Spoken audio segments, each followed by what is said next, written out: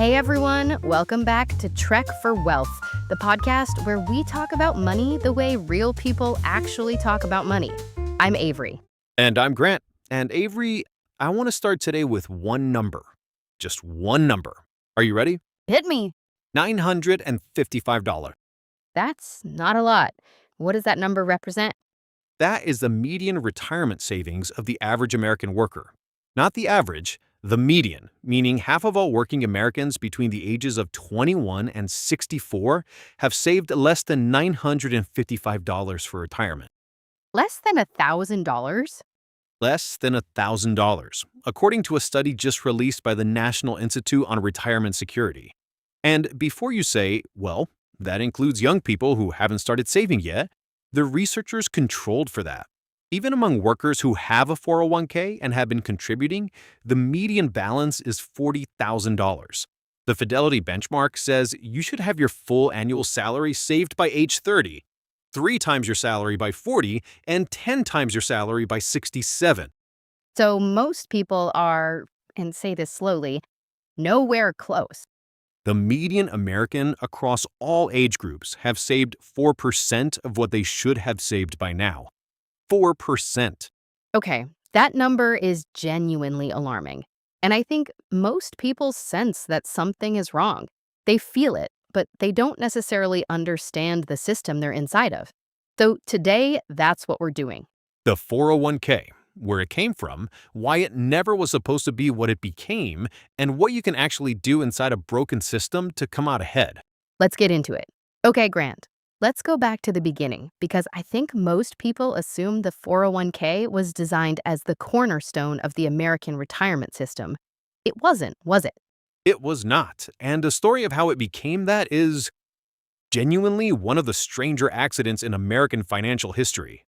It starts with a quiet Saturday afternoon in September 1979. A benefits consultant named Ted Benna is sitting alone in his Pennsylvania office, redesigning a retirement plan for a bank client. Just a regular consultant, not a big Wall Street figure. Grew up on a dairy farm, had his own cow at 7. Not exactly the profile of someone who would reshape American retirement. He's reviewing the tax code and he notices something. In 1978, Congress added a small provision to Section 401 of the Internal Revenue Code, a little paragraph called subsection K. The original legislation was 1 page and a quarter long. It was added to limit how much cash executives could defer into bonus plans. Nobody paid much attention to it. So what did Benna see that nobody else saw? He saw that the language of the provision didn't actually restrict it to executives, and it didn't specifically say that employees couldn't contribute pre-tax money for retirement, and it didn't say employers couldn't add a match. So he thought, what if I use this to let all employees, not just executives, put away pre-tax dollars for retirement and have the employer add a matching contribution on top? Like a bribe to get workers to save. Exactly what he called it, a bribe. The employer gives you extra money, but only if you put some of your own paycheck in first. His bank client rejected it. Their attorney didn't want to do something that had never been done before. So he did it at his own company, the Johnson Companies, in 1980, and then he asked the IRS to change the rules to make it official. And it worked. By 1983, 7.4 million Americans were enrolled. By the mid-90s, 30 million. Today, over 80 million workers and more than $7 trillion in assets.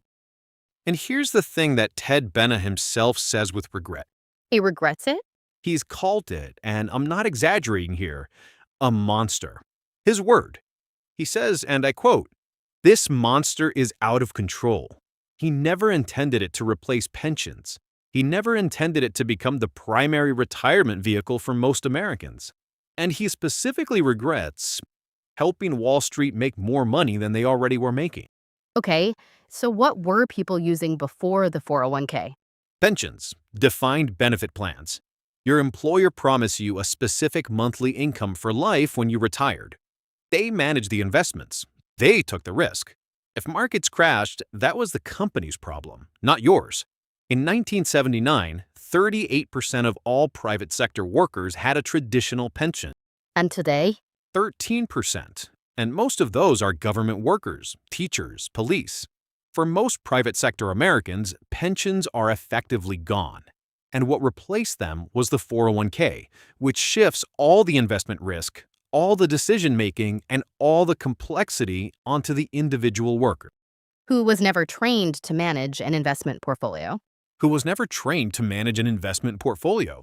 The original 401k had two investment options, a stock fund and a money market. Today, the average plan has 19. And Benna himself said, "We didn't mean to talk about large cap, small cap, value, growth, emerging markets, on and on. It is far beyond what most participants were able to deal with." Though the system itself was designed to be simpler than what it became. And it was designed as a supplement to pensions, not a replacement. What happened was companies figured out very quickly that switching from pensions to 401ks saved them an enormous amount of money. The employer risk disappeared, the cost became more predictable, and by the mid-80s, the pension exodus was in full swing. And workers mostly didn't realize what they were losing. The defined benefit pension guarantees you income you cannot outlive. A 401k gives you a pile of money that you can outlive. That distinction is enormous, and most people only discover it when they're 68 and the math stops working. So let's talk about what's happening right now, because the data from 2025 and 2026 is pretty sobering. It is. Let's do the full picture. Average 401k balance as of end of 2025, $168,000. That's actually up 13% from the year before. Strong market performance in 2025. So why is there still a crisis? Because average and median are two very different numbers. The average is pulled up by the people at the top, the 401k millionaires.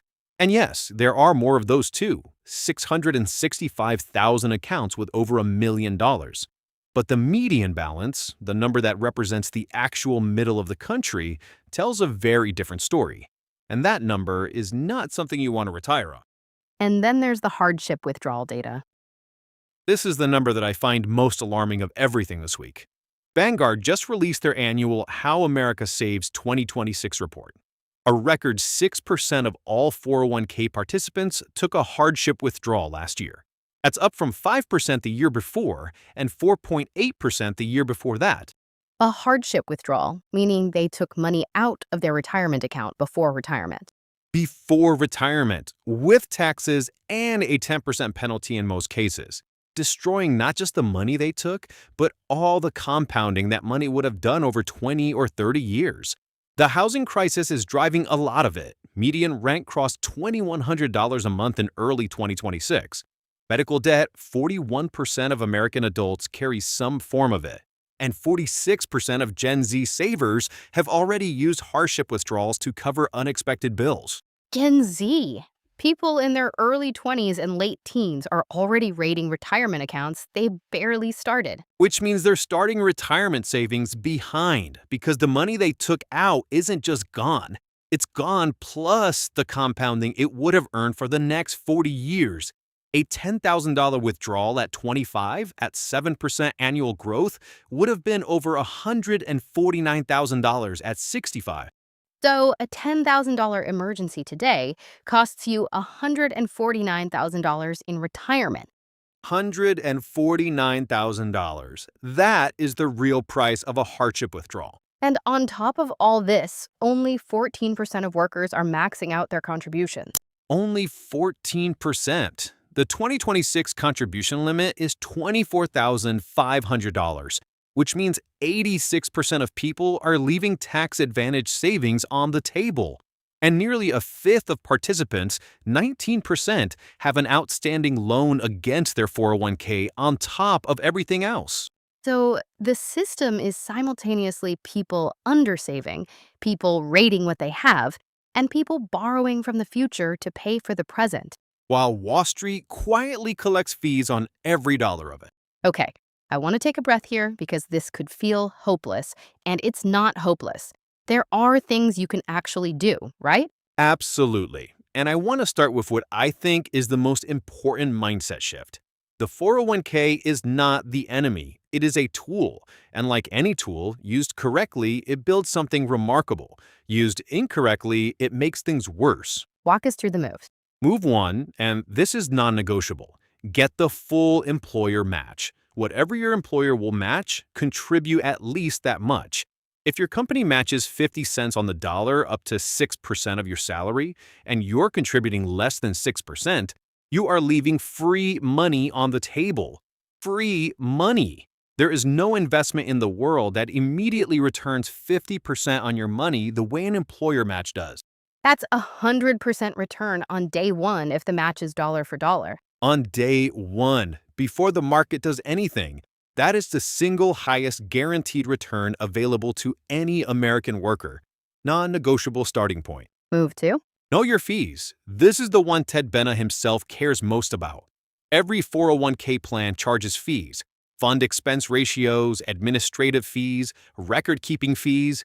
The difference between a plan with 1% annual fees versus one with 0.1% annual fees over 30 years on $100,000 is more than $80,000 just in fees.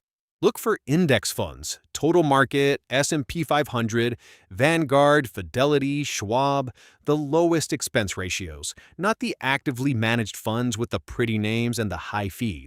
Move 3? Never touch it. I know we just talked about hardship withdrawals and how sometimes life forces your hand, but if there's any other option, exhaust it first. High-interest credit cards, a personal loan, family, a side hustle, even a Roth IRA withdrawal of your contributions, not earnings, can be done penalty-free. The 401k should be the last resort, not the first, because of the $149,000 math we just did. Move 4? If you don't have a 401k at work, or you've already maxed yours out, open a Roth IRA. The 2026 contribution limit is $7,000, or $8,000 if you're 50 or older. A Roth grows tax-free. You pay taxes on the money going in, but everything that comes out in retirement, every dollar of growth over 30 or 40 years, is completely tax-free. In a stagflationary environment like the one we discussed in episode 10, a Roth is extraordinarily powerful. And move 5? Time. I know that sounds obvious, but there is no substitute for it. The difference between starting at 25 versus 35 for the same total dollar amount contributed can be hundreds of thousands of dollars at retirement, because the compounding in those first 10 years is the foundation everything else builds on. If you're young and listening to this, that is your competitive advantage. Not income, not expertise, just time. Start now, even $50 a month, because $50 a month at 22 is something very different than $50 a month at 42. Completely different. The math almost doesn't look real until you see it. Grant, close us out. One thought. Ted Benna sat in his office in 1979 and accidentally created something that now shapes the retirement of 80 million Americans. He calls it a monster. But here's the thing. A monster you understand is far less scary than a monster you don't. The 401k system has real flaws. The shift from pensions was real, the fee extraction is real, the hardship withdrawal crisis is real. But inside this imperfect system, there are still levers you can pull. The employer match, the index funds, the Roth, the compounding. Pull those levers consistently over time, and the monster starts working for you. 4% of the savings target. That's where the median American stands today. Trek for Wealth exists because that number should be higher for everyone listening right now.